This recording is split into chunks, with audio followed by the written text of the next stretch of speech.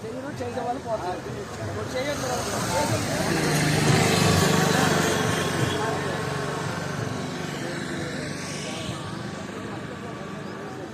ప్రతి ఆదివారము ఒక చోట కూడుకొని ఏదో ఒక గ్రామానికి రక్షణ స్వార్థ చూడటానికి వెళ్తూ ఉంటాం.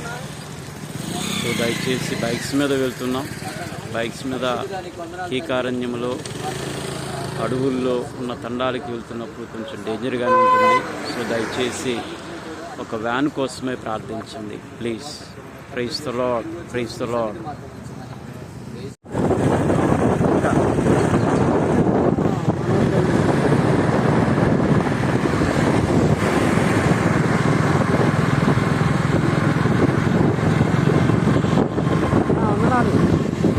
తమ్ముడు ప్రైజ్ రాడమ్మా, బాగున్నారా?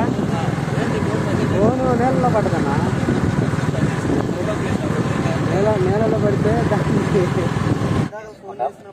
పరిశుద్ధుడ మహోన్నతుడానికి వందనాలు తండ్రి. దినము తాళపల్లి ప్రాంతంలో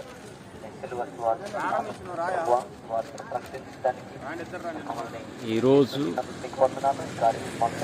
తాళపల్లి గ్రామానికి రక్షణ స్వార్థను ప్రకటించడానికి వచ్చాం బైక్స్ మీద. సో ప్రార్థన చేసుకుని బయలుదేరుతూ ఉన్నాం. సో దయచేసి మా కొరకు ప్రార్థించండి. స్వార్థ సేవా పరిచర్య ఆగిపోకున్నట్లు నిరంతరము కొనసాగులాగా ప్రార్థించండి. ఇలా బైక్స్ మీద వస్తూ ఉంటాం.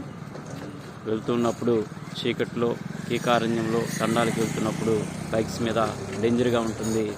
ఒక వ్యాన్ కోసమే ప్రార్థిస్తున్నాం. మీరందరూ ప్రార్థించండి ప్లీజ్. Praise the lord. మార్గాల్లో ఎవరైతే నడిపించబడతారో పాపమునకు వచ్చి జీతము మరణమని దేవుని వాక్యం సెలవిస్తూ ఉంది. గమనించండి, దేవుని వాక్యం ప్రకారంగా మనము ఆలోచించగలిగినట్లయితే మరి నిత్యత్వానికి ఎవరు వెళ్తారో, పరలోక రాజ్యానికి ఎవరు వెళ్తారయ్యా అని అంటే, సమస్త పాపాన్ని విడిచిపెట్టి సమస్త దుర్నీతిని విడిచిపెట్టి ఎవరైతే యేసుక్రీస్తు ప్రభు యందు విశ్వాసం ఉంచి ఆయన నిజమైన దేవుడిని గుర్తిరిగి సమస్త పాపములను విడిచిపెట్టి ఎవరైతే యేసు ప్రభు నమ్ముకుంటారో వారు నిత్య రాజ్యానికి ప్రవేశిస్తారు.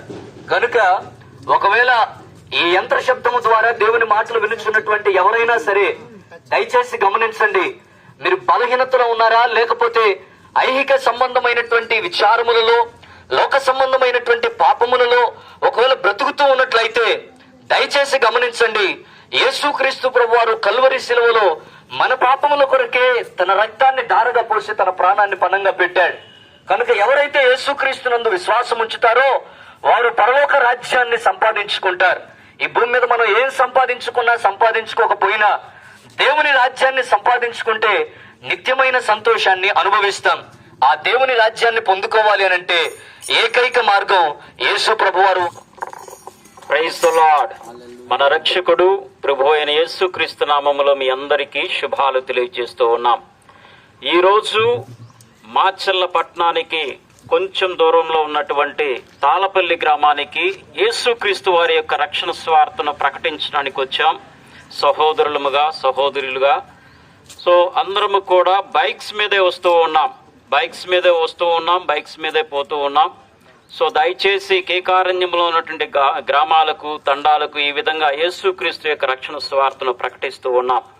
సో కనుక ఈ బైక్స్ మీద రావటము పోవటము చాలా డేంజర్గా ఉంది. సో దయచేసి మేమందరము కూడా ఒక వ్యాన్ కోసమై ప్రార్థిస్తూ ఉన్నాం, ఒక మైక్ సెట్ కోసం కూడా ప్రార్థిస్తున్నాం. సో దయచేసి మీరు ప్రార్థించండి, సహకరించే వారికి తెలియచేయమని ప్రార్థిస్తూ ఉన్నాం.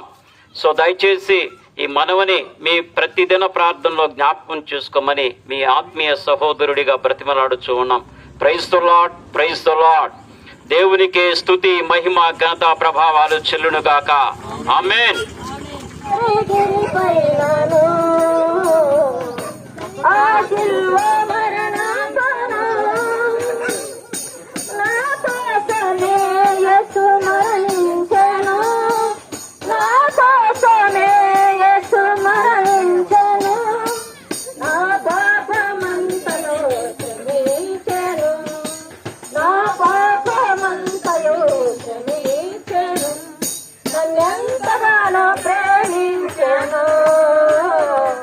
నన్నెంతగానో కరుణించెను.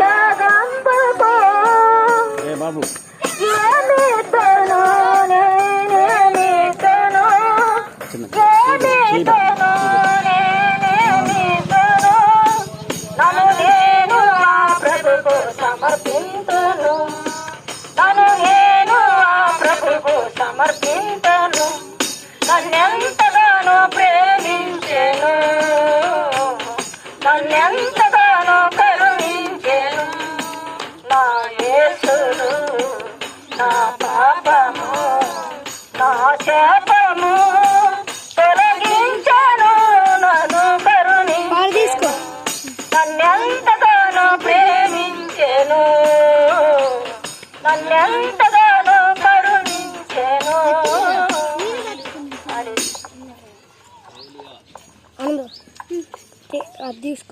దేవుని నామానికి మహిమ కలుగును గాక.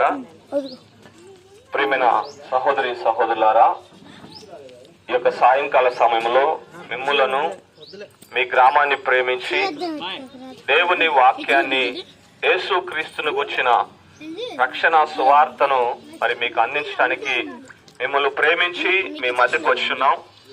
కొన్ని నిమిషాలు శ్రద్ధగా దేవుని వాక్యాన్ని వింటారని మరి ఆలకిస్తారని మనస్ఫూర్తిగా మరి మాట్లాడుతుండగా దేవుని మాటలు కొన్ని విషయాలు శ్రద్ధగా వినవలసిందిగా ప్రభు పెడతలే చేస్తున్నాం. దేవుని వాక్యం చెబుతుంది, చూడండి, ఏ భేదము లేదు, అందరూ పాపము చేసి దేవుడు అనుగ్రహించు మహిమను పొందలేకపోతున్నారు.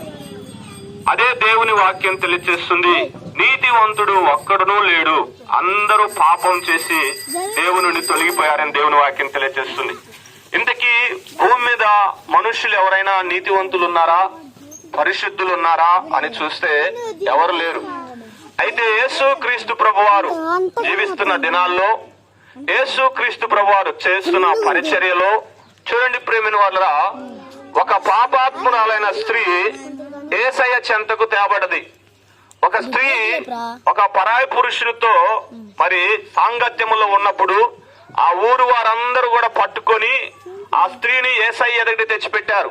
ఈమె వ్యభిచారం చేస్తుంటే పట్టబడ్డది కాబట్టి మా ధర్మశాస్త్ర ప్రకారము రాళ్ళేసి ఈమెను చంపాలి, బోధకుడా మరి నువ్వేం చేస్తావు, ఏం చెబుతావు ఈ స్త్రీ గురించి అన్నప్పుడు యేసు క్రీస్తు ప్రభు వారు ఒక మాట అంటాడు, మీలో పాపము చేయని వాడెవడో మొట్టమొదటిగా వాడొచ్చి ఈ స్త్రీ మీద రాయేమన్నా.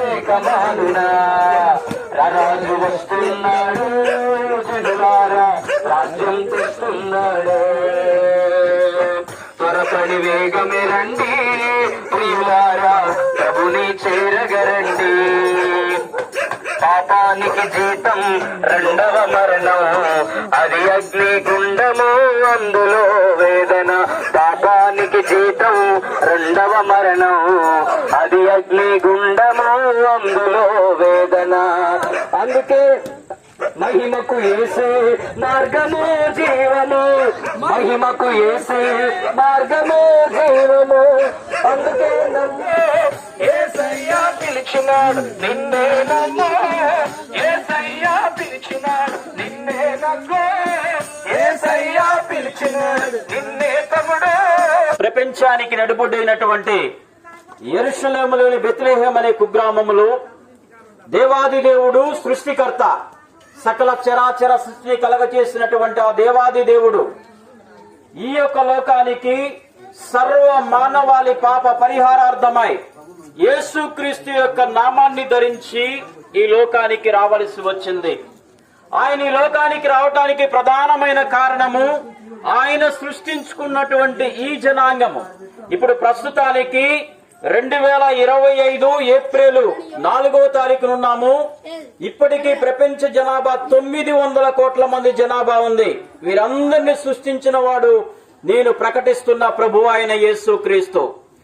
బైబిల్ ఇలా సెలవిస్తా ఉంది, దేవుడు లోకమును ఎంతో ప్రేమించును కాగా తన అద్వితీయ కుమారునిగా పుట్టిన వాని యందు విశ్వాసముంచు ప్రతివాడు నశింపక నిత్య జీవం పొందినట్లు ఆయనను ఈ లోకమునకు అనుగ్రహించిన. ఎవరైనా ప్రభు అయిన యేసుక్రీస్తు.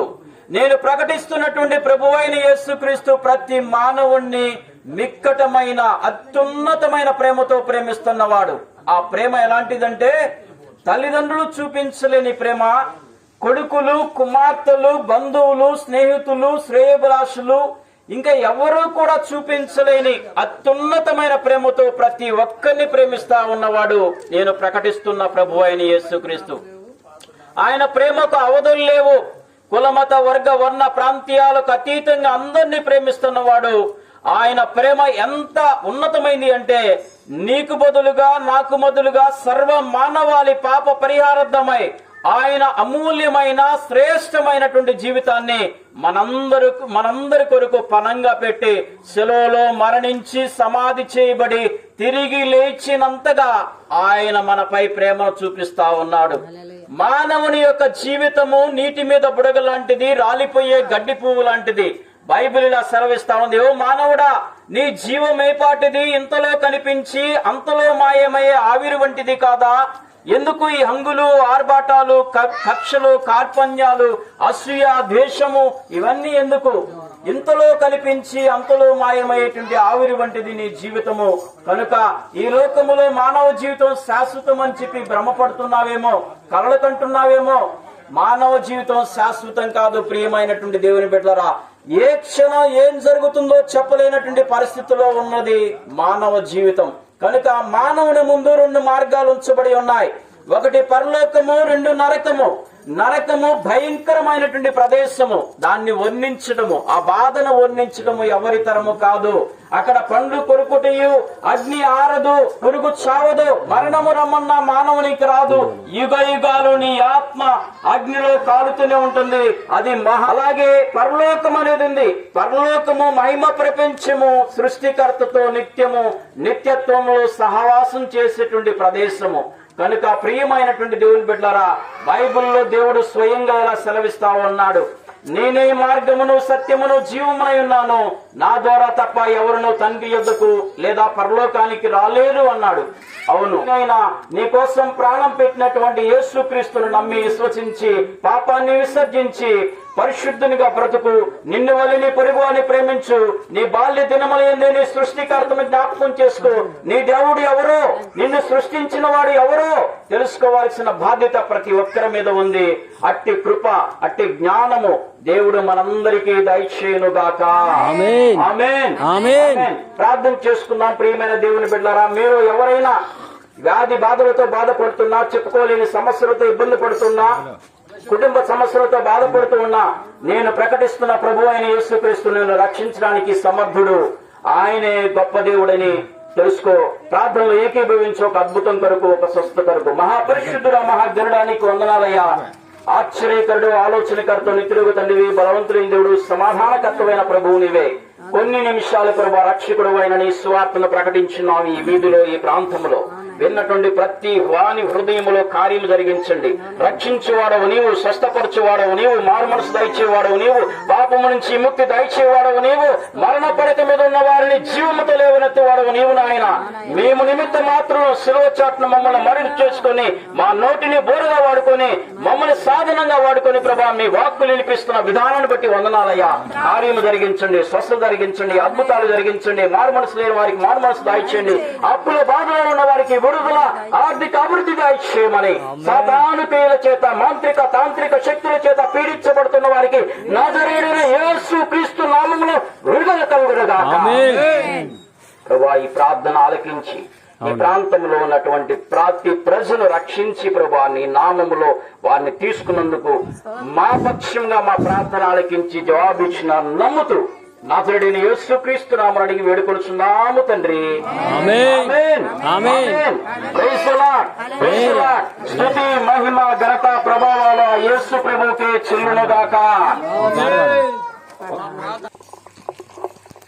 యేసుక్రీస్తు నామాన్ని బట్టి ఈ ప్రాంత ప్రజలందరికీ శుభము కలుగునుగాక.